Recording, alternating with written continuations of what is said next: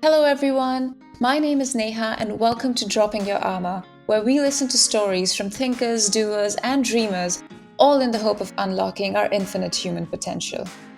In this episode, you'll hear the story of Julio Maria Muhorro. He's based in Mozambique and is the founder of Sharing Knowledge International, which is an organization that enables entrepreneurs and professionals to tap into their power to grow their impact and income with integrity. He's a young entrepreneur embracing unlimited possibilities while being very aware that this freedom is connected to paying a price. And I swear, I really enjoyed this conversation. It was so energizing and stimulating. We talked about integrity and how it might be difficult to stay true to oneself in a rapidly changing environment, and how to find your way back to it when we're thrown off course. We discussed the different levels of integrity from personal, organizational to societal, and how they're all connected. And in the end, we actually have a question to you as listeners, because we couldn't figure it out between ourselves, but we're really curious and passionate about this topic. So if you're curious about what that is, please continue listening on. And I hope you enjoyed this conversation as much as I did.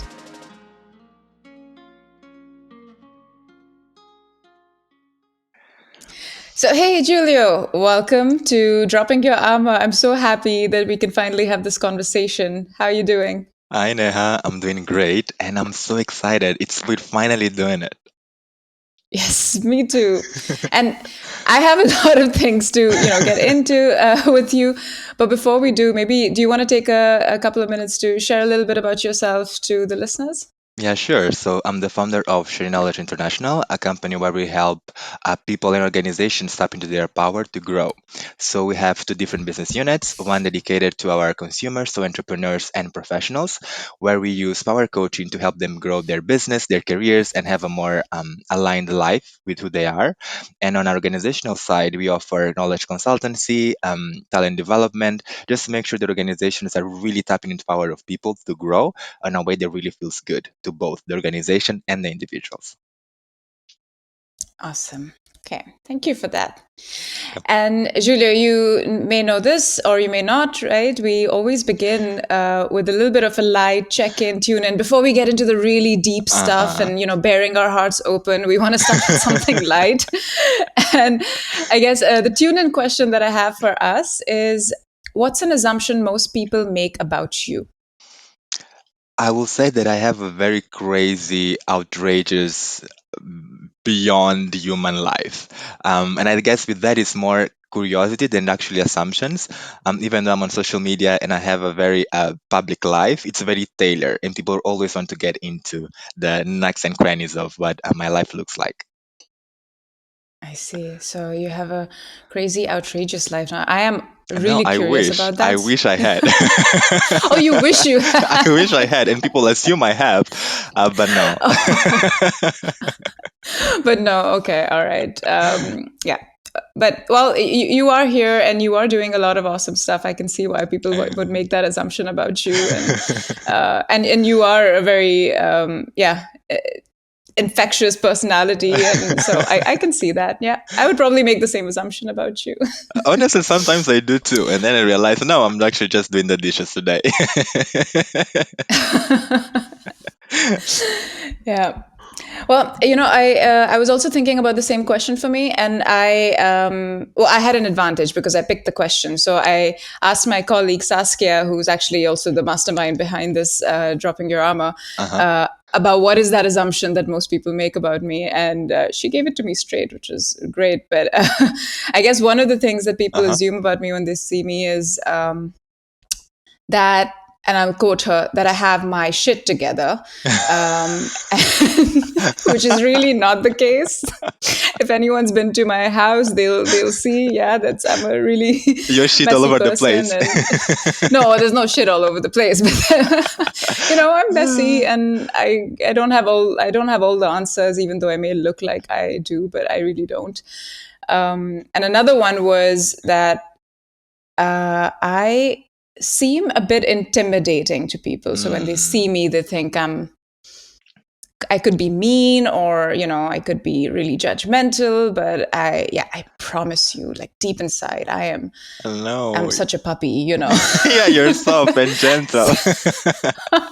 But I see why people will Yeah. assume that. I see why they will assume that. Really? Yeah, I Okay. yeah. Why is that? Uh, People usually mistake confidence. Actually, people get intimidated with confidence, and you just being okay with who you are.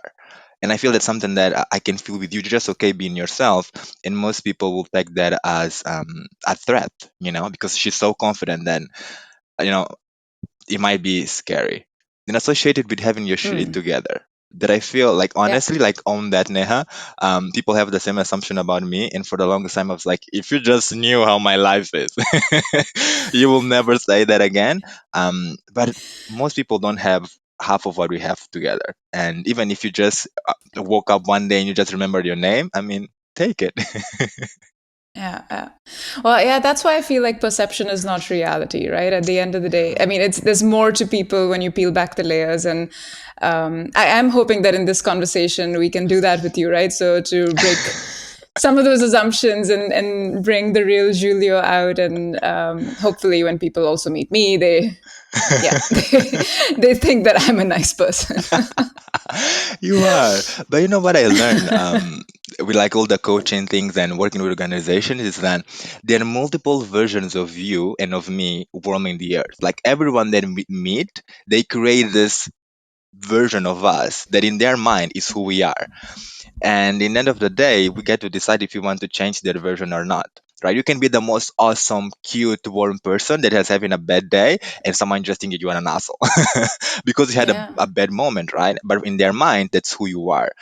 And I Yeah. use that particularly on feedback because it's always about the version that people hold of you. It's not who you are, and then you get to decide if you want Hmm. to match that version or if you want to change it.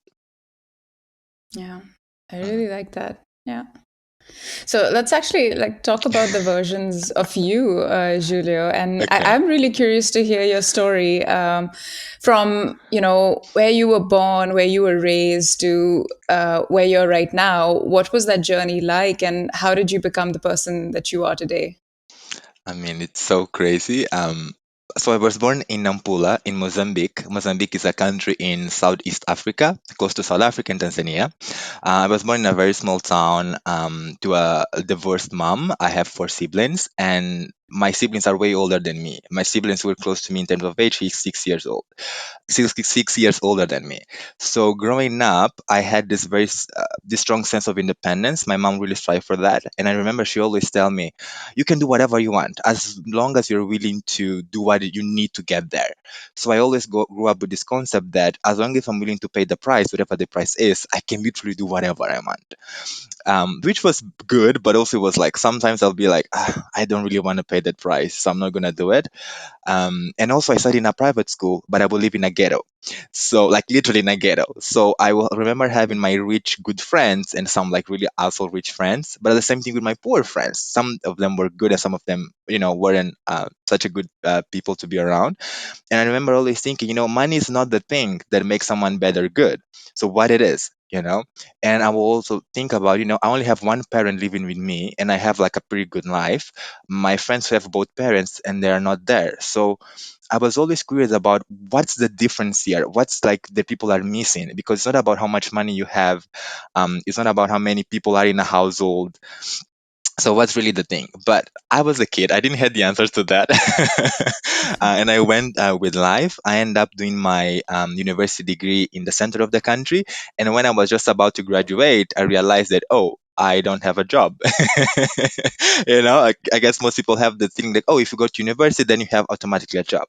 I realized it Yeah. wasn't the case. So I joined forty with one of my best friends. We created our first businesses. It was a professional training company, but for like really basic stuff like basics HR, basic English, the most basic things you can imagine, just to upskill people. And our target market was students that applied to university but didn't made it, but they want something to get them busy and learn something throughout that gap year. 6 months into that business, I started realizing that I was making good decisions, but not great decisions. And back in the days in Mozambique, business mentors, advisors, coaches, those were not even words. So for me, the best way to, level up was to get a job. And I joined a Mozambican company in the south of Mozambique, in the capital city, Maputo. The company is called Idea Lab. They are major in supporting entrepreneurs, and I love how they work in terms of working directly with entrepreneurs, but also working with big organizations who want to be active in the entrepreneurial ecosystem. And that gave me a pretty much holistic view on what does really take for you to run a business, right? It's not just the entrepreneur, it's not just the company, it's also the entire ecosystem, the laws, access to knowledge, innovation, and so on. 2 years with that, they invited me to lead the first business incubation program in Mozambique, which I was excited about. It was my first program that I was managing. I was used to managing small projects here and there, and then it was this huge, massive thing. It was amazing. I had tons of fun. And I remember like a year that was quite pivotal in my career was 2019. So in 2018, I did this thing what I call the Power Up Bootcamp. I started doing it with myself just so that I could get clarity about what I wanted next, celebrate my achievements, and really just, get a more grasp on where I was going in life. And everything that I wrote in my vision board, like every single thing, I got it. I got the apartment. I was traveling. My job was paying the trip, so it was awesome. I didn't have to pay for anything. I won international awards. I was in national television every weekend. I was in newspaper, and deep down, I was feeling like shit. and I, Why? but that's the thing. I always say, people, when you don't know what you want, it's not really cool, right? Because you feel lost. Hmm. And then you know what you want, you just don't know how you're gonna get there, and that's pretty scary. But then when you have everything that you want and you don't feel good, that's when things can really start, creating a black hole inside of you. And part of Hmm. it was that I was living a life that wasn't really what I really wanted. To give you an idea, when I was in university and like Instagram was starting to be a thing, I would see these people traveling the world and like beautiful locations and talking about freedom of time and freedom of of money, all that stuff. And my job was an amazing job. It required me to be present. Even though I was traveling, I required to be present in Maputo to make it work. And two, I felt the call to impact way more people than I was. I really knew that I had this powerful message and I really knew that I could help a lot of people. But then my focus and my work was here in Mozambique and in Africa in general, because then I started to grow that way. But it was still, I knew I wanted more. I just didn't know how that looked like and what I needed to do to Hmm. get there. And for the longest times, Neha, my conversation was like, Julio, like chill, don't be a brat. Do you know how many people your age can say that they have the job that they have and have the stuff that you have and the skills that you have? Like, don't be a brat. But then eventually, that feeling was bigger than my ego and all the conversations I had. I think I remember it was in Bahrain in this huge conference, the Global Entrepreneurship Congress. We did a speaking engagement there, and then this group of Arab entrepreneurs, they called me like, Julio, can you give us like we really want to go deep into this with you, and we want to understand how you manage an incubator and so on. And if you know about Arabs, most of them are quite proud. So for them to ask you specific for advice and input, they really value what you have to give. And I Yeah. went there, I served the audience, and then I realized, this isn't spare. I'm here talking about, purpose and helping people and growing and like, look at my life. Look what I'm doing. And I decided that, you know what, I'm not going to do that to myself. I'm not going to do that to anyone else. And that threw me in a completely crazy journey in understanding what exactly I wanted, what it looks like, and what will it take for me to get there. And that's how Sharing Knowledge International came to be. Like, long story long. That's what really happened. And then I'm here now, traveling the world, living a life that honestly I didn't even imagine it was possible for me. Hmm. So maybe just I love that story because you what I feel is like from the very beginning when you were a child you had this feeling of something is missing, right? It's you said Mm, this that it's not about being rich or poor and it's not about the money but it's something else, and then sort of the struggle, this reflection went on until now. And what was so first of all, what was it that was really missing for you? And two, what was the what launched you into figuring that out? I know there was a series of experiences that you just described here, but what was that, that taking off point for you to figure it out? Um, the figuring it out in part, it started, I guess, with my mom telling me that, like, really, you can have whatever you want. You just have to be willing to pay the price. So that gave me the confident to be curious. And I think being curious is one of the most understated skills that we can have. People really don't value curiosity, but if you're really curious, you need to be strong enough to hold whatever comes out of that curiosity.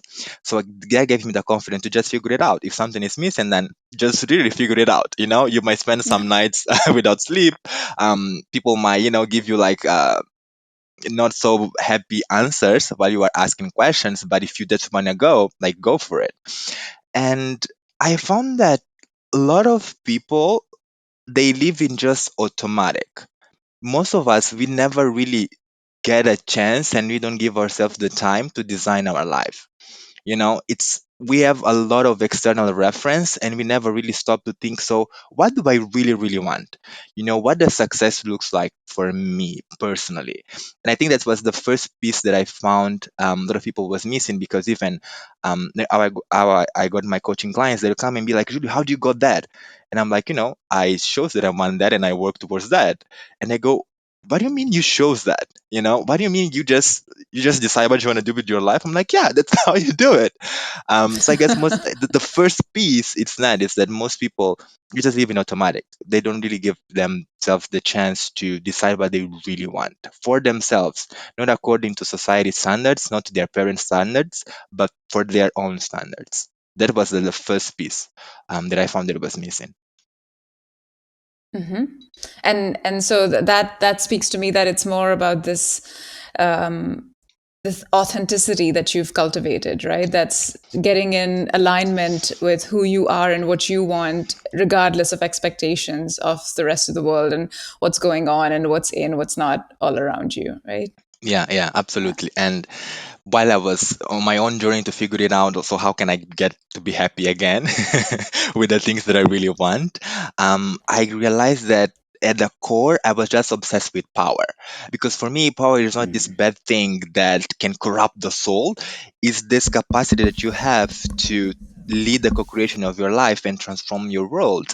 And the foundations of power are income, impact, and integrity, right? So we were supposed to earn the income we deserve while making the impact we desire with integrity. And that integrity piece, I feel, is what most people were missing. Not, I think it's not even intentional. It's just we focus so much on our impact or in our income that we completely forget this integrity piece. And I found that when we start understanding that we cannot live without integrity, everything else starts falling into place, if that makes sense. Hmm. So say more about that.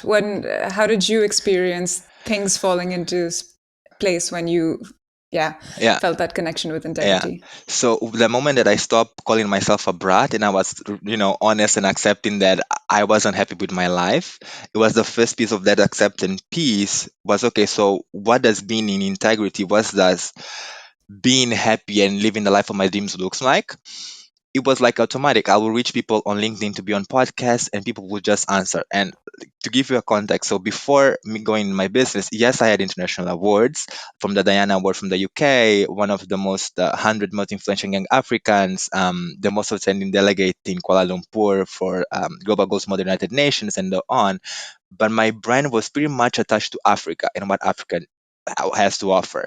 When I started my business, in order to scale my impact, I had to go global. Because if you're Mozambique, you have Africa, then the world is what's next. And everyone was really warm and welcome and be like, yeah, sure, let's book up the podcast to be. Even how I got into your podcast, it was Grace who introduced me, and Mm-hmm. that's how the conversation goes. What I feel is that when you are truly authentic and honest with yourself, the people that show up to support you, they are really there to support you. They are not to support a version of you they don't love. And I feel that's how I usually say that things fall into place. But don't get me wrong, they fall. Right? They fall.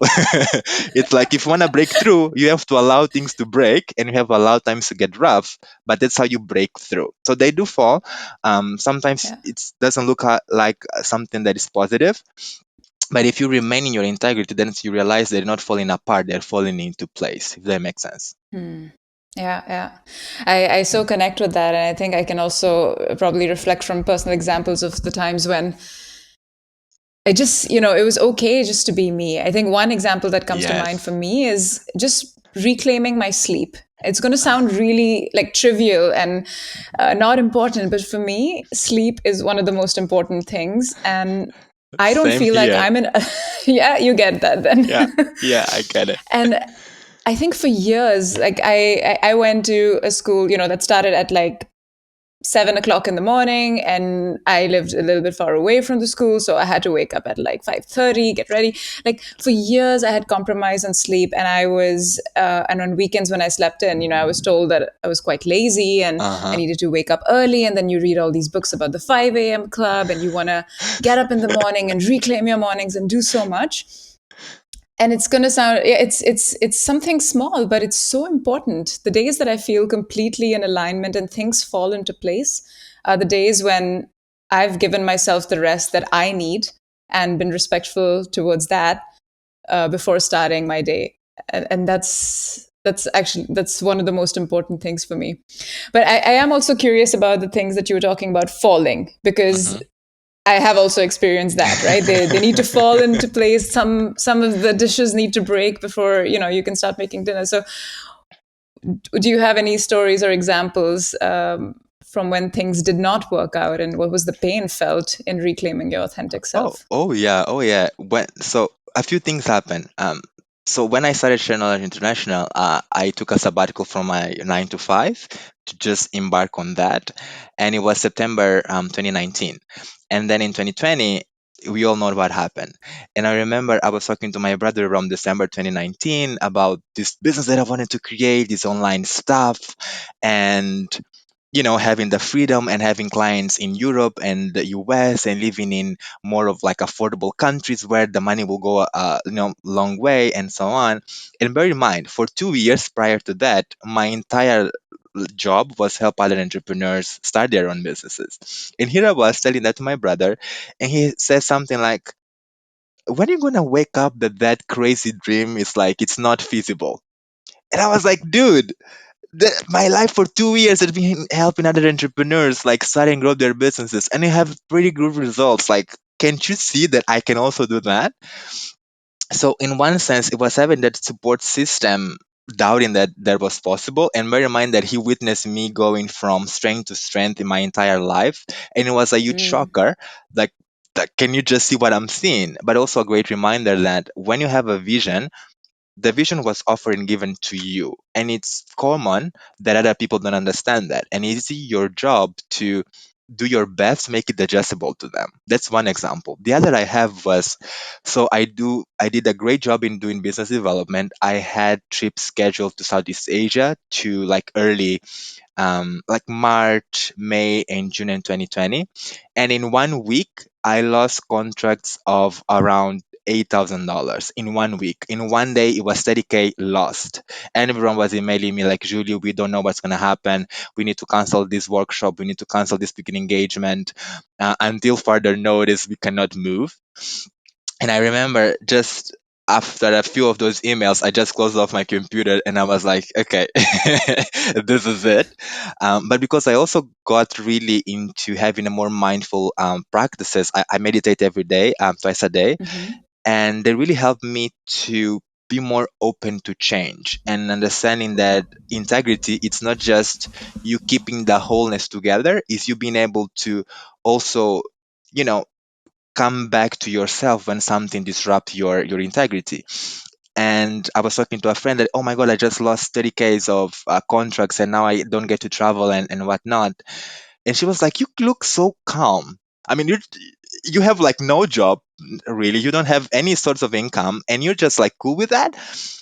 And then I was like, but you know what, when I started Channel International, my goal was to have freedom of location as well. there was like the integrity and the portion that I really wanted. And then here I was getting so attached to going to Southeast Asia and traveling there and doing this. And I was like, so maybe this was like a reminder of what I committed myself to. And I opened up to change it and to pivot and to do what exactly I wanted to do to begin with. That's when my company went Hmm. fully digital. And now with the confirmation that it was actually what I wanted to do. Yeah. But yeah, they'd really fall apart. Yeah, yeah, and I love that what you said. It's I just almost I want to repeat it. Integrity is not about just keeping together your whole No. self, but coming back to it when it gets disrupted, right? Because it will get disrupted. Yeah. The things around us in the world are changing so rapidly. Mm. That's something that you cannot control, right? But what you said was when it does get disrupted, do you come back to your place of integrity, your authentic self, um, Yeah. And also, or do you get lost? if you also give yourself the chance to think about what the next level will look like, because some of the things that disrupt our current status quo or our current state are really there to remind us or to show us there is something else, there is another level of that, or another layer to our integrity. And usually I take them as invitations to level up, right? So sometimes it's really for you to just take a ground and say, this is who I am, this is what I want to do, this is where I stand.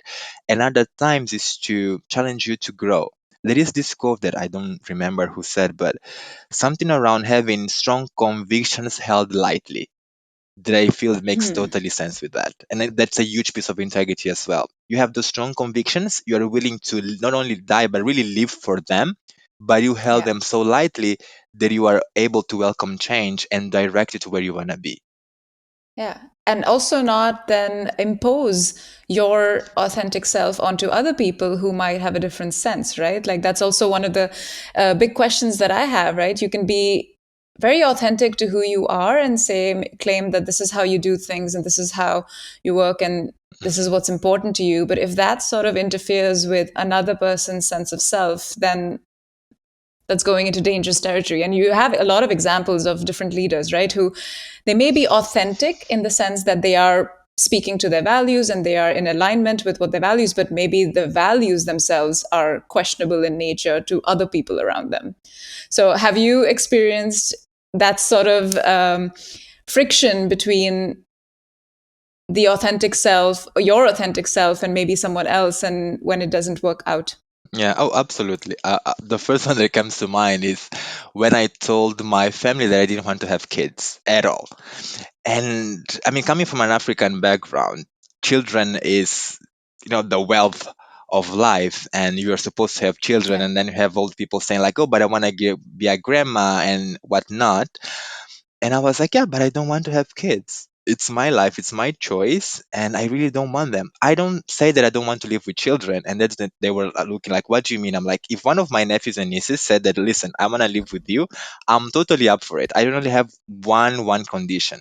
They need to get a coach or a psychologist or someone to help them mentally with the shit that I have to figure it out myself. Other than that, they're welcome to be with me. Um, and it took them a while to understand that that's what I wanted, and it was okay for me to want those things. But also, it was interesting for me to realize how much of the expectations that people have for us usually come from a place of love, because that's their Hmm. definition of success, right?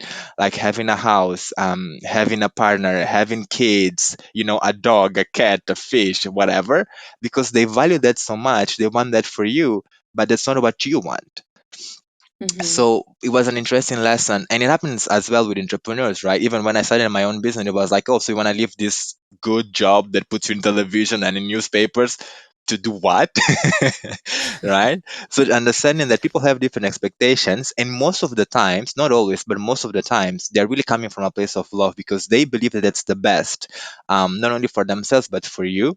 And it's a matter of you being willing to communicate and understand where they're coming from. They create the more on integrity, and not just an individual level, but it's starting to have an organizational level.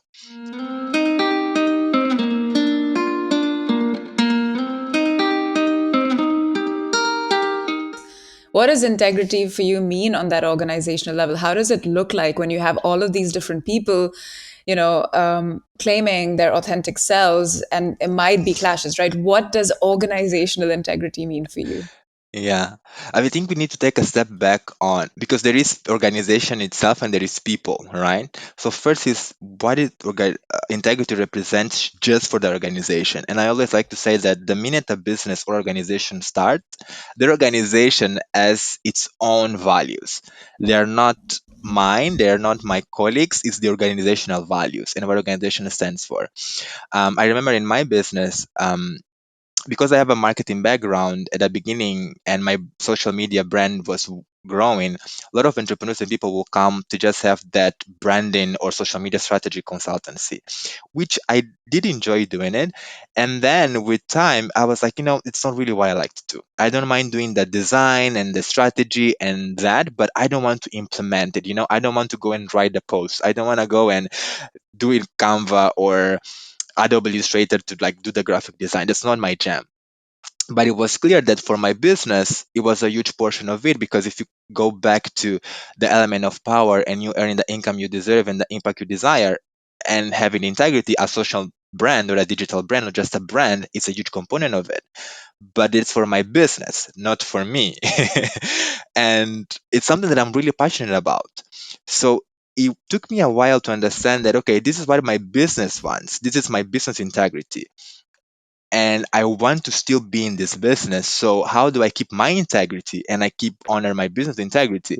And the answer was clear. I just had to hire someone to do that.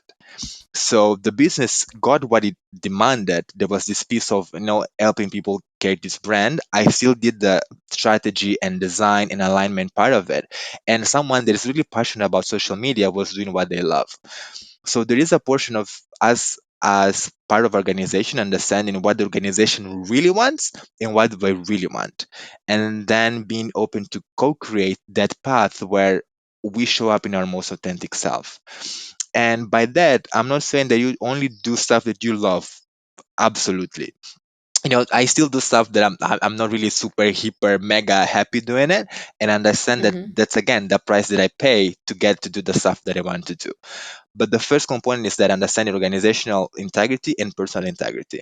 And when it comes down to people, well, communication is key.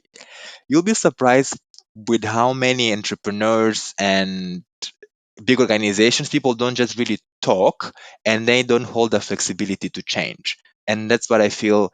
That's when people start feeling that their integrity is being attacked because things are just not being talked through, if that makes sense. Yeah, and sometimes the talking itself is not the most important, right? It's the actions that people see. I've also read a ton of research about how when organizations don't do what they say, right? You have those great, amazing posters of your values and all the fancy words up there, but you don't act on it. It sends a pretty clear message to the people themselves, and that's actually when you notice unethical behavior, dishonesty, all of that increases as well because you're sending a message to the organization and you're creating that environment, right, within which people don't feel like there is enough integrity to a even show up as their own selves, but also b to see the organization acting on the things that they said they would, right? Yeah, So absolutely. yeah, And I have this it's very example that important. came to mind. So one of my clients in the US, so he's a guy that classical US story started working very young, and now he's middle aged and he has this business with 100 employees. And he's a guy that's really, really passionate about what he does and his people. And when he hired me, it was because he literally told me like, really, I sense that people are not happy. They are just not telling me. And I was okay. Let's be curious about it and let's figure it out what's happening. Um, and all the happiness indexes and all that stuff was quite low in our organization. That you could sense that the leader and like not just him, but the management team was really, really engaged on what they are doing. And really, the egg of the equation was just changing benefit packages. So stuff like, for instance, being middle aged now means that he grew up in an era where having healthcare insurance, facilitation on mortgage in the US, all that stuff was really valued. And then when we look at their team, they're more of like my age, people that value freedom, sometimes not even owning a house. And there was this huge disconnection between what there was actually happening and what people really, really Mm-hmm. wanted. So just by us taking a step back and understanding, okay, so what people really value here and how we can as an organization then make it easier for that happen. And it was like surprising. For instance, almost everyone in the company either were immigrants or they had partners who were immigrants or their parents were immigrants. So the conversation around immigration was very, very important for them. So just creating a scheme where they could either support an organization by donating money or even donating time to talk with kids whose parents were immigrants made a huge change on how people saw that the company was helping and making sure that they had a good life. The other huge change was around healthcare. We also found out that a lot of people in the organization, either because their parents had a good healthcare that included them, or their parents had one that included them, they only required that the company paid the basic one, and they will prefer to have their money given to them as cash so they can do whatever they want to do with it. And then the HR manager immediately looks at me like, Julio, do you know why we are able to afford such a great healthcare? It's because of numbers, economy of scale. I'm like, yes, but you can make packages of it. And she's like, oh, but now what if everyone wants, some people want healthcare and others want company travel miles? Like, what are you going to do? I'm like, easy, just make packages. People select their packages, and every year you just review them. you know if you have a form that goes with the organization every 3 months, it takes 5 minutes. You can even have a meeting where people fill that together. You have a little and you get to negotiate that with the service providers. And they were like, so that can actually happen. I'm like, yeah, it can. And you get to really show the people that you love them in a language, in a way that they understand and feel loved and valued. Yeah. And every time you do the service again, the levels of happiness and engagement actually shows up. And even in terms of costs, they reduce their costs with HR in 25%, just because they start spending money on what people really valued instead of stuff that we will assume that people will value. Mm. Yeah. And I think those moments of crises are actually a great context to see some of those things in action, right?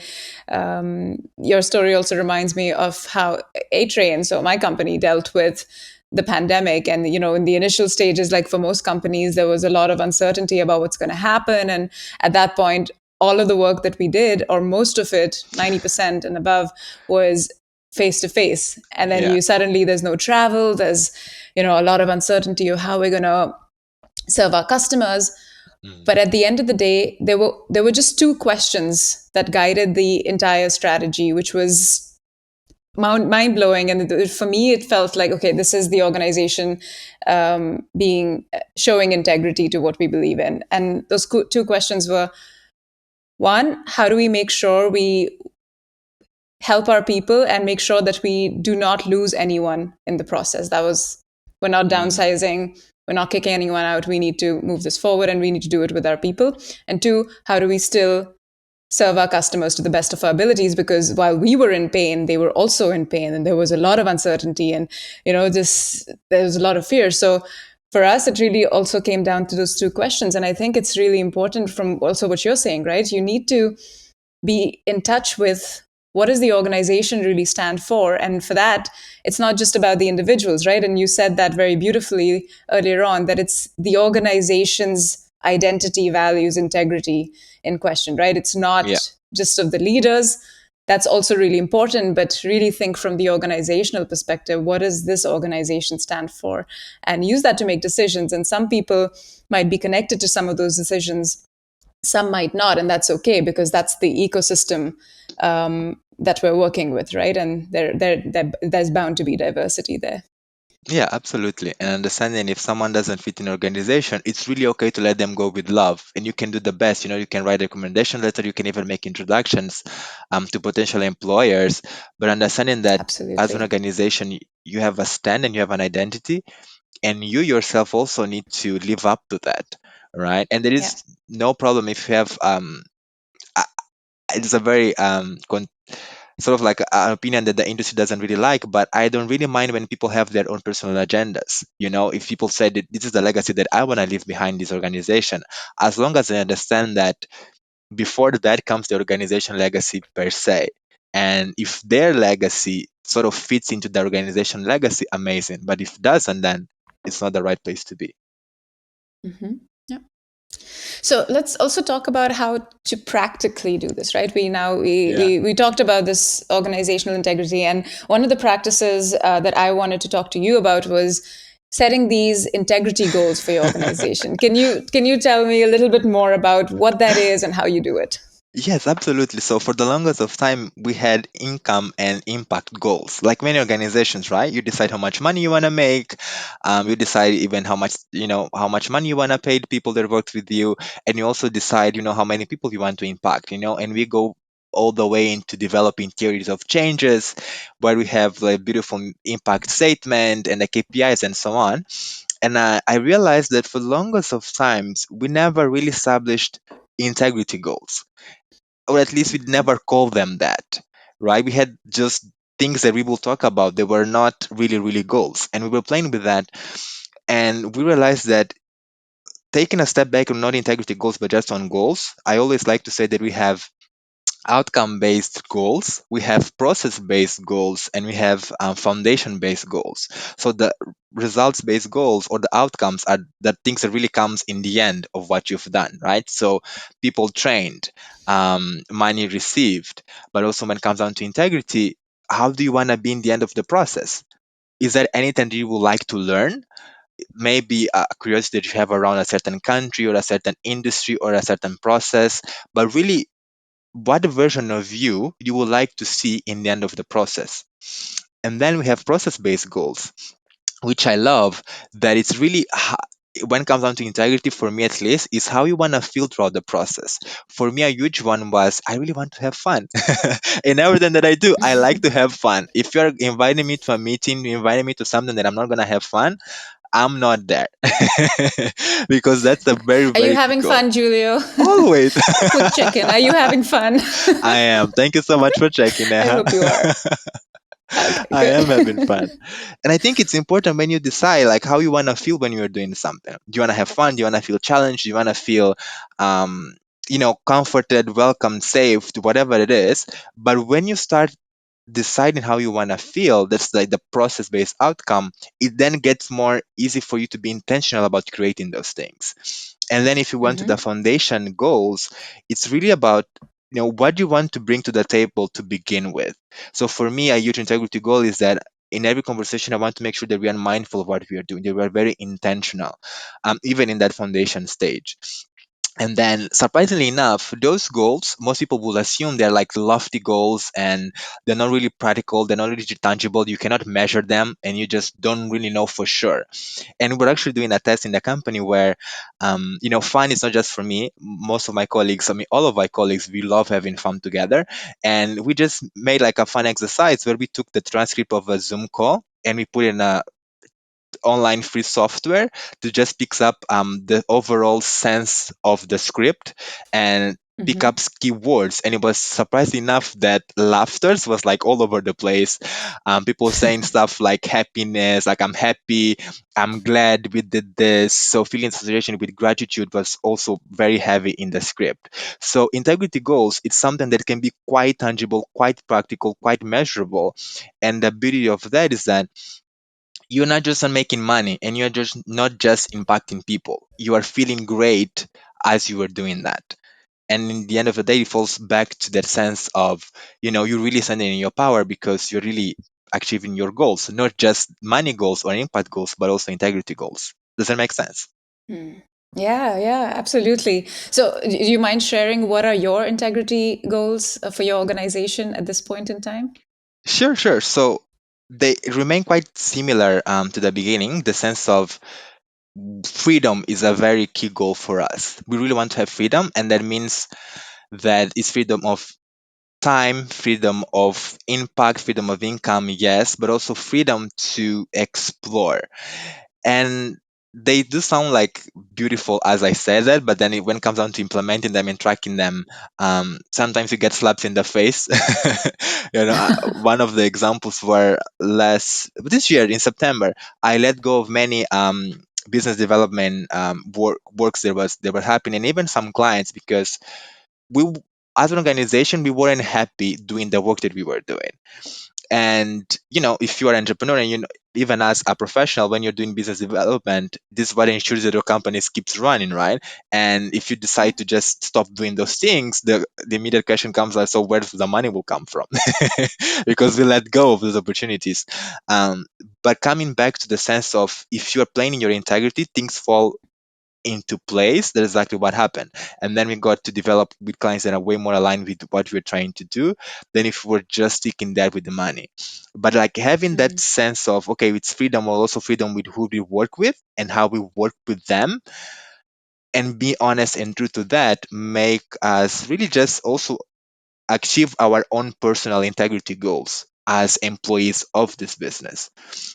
So they're mm, very intertwined, but it takes quite of a discipline for you to follow them, but it's quite rewarding as yeah. well.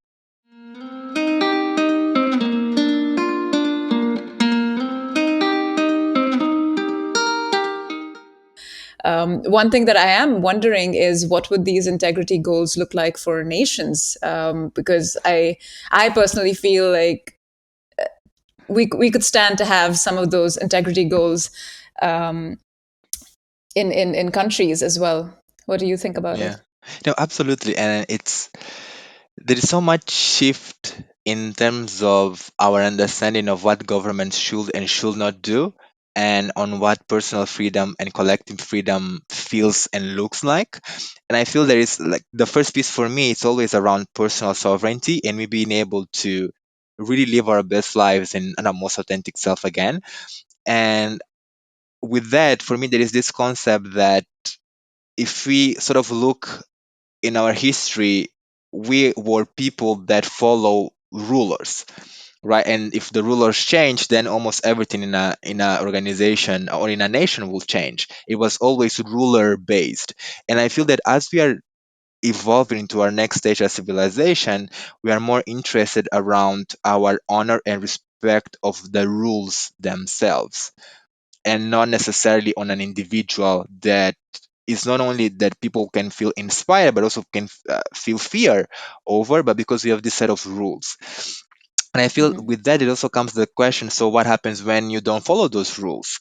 And how we make sure that people are also honoring that. And the question that I have, personally, it's always when we are setting those rules, what usually tends to happen is you have this group of usually white men in positions of power deciding upon rules that's going to go not only for their group but for everyone, especially women and children and yeah. people who are in positions they are not empowered, right? And the question that I always have is, so how can we bring their voice into the table? And when it comes down to children specifically, when most of them, they don't really know what they want yet, right? And I feel it's our job as society to help them understand and figure that out. But it's something that I'm really curious to see what you listener have to say about that. How do you feel as a nation and as a society we can make sure that we all stand in our own power fully and without shame? Oh, I love that. Yeah. Let's actually leave that to the listeners. Then I think that's Yeah. a really good wrapping off point, but also yeah, a point where we can launch into a different discussion with the listeners.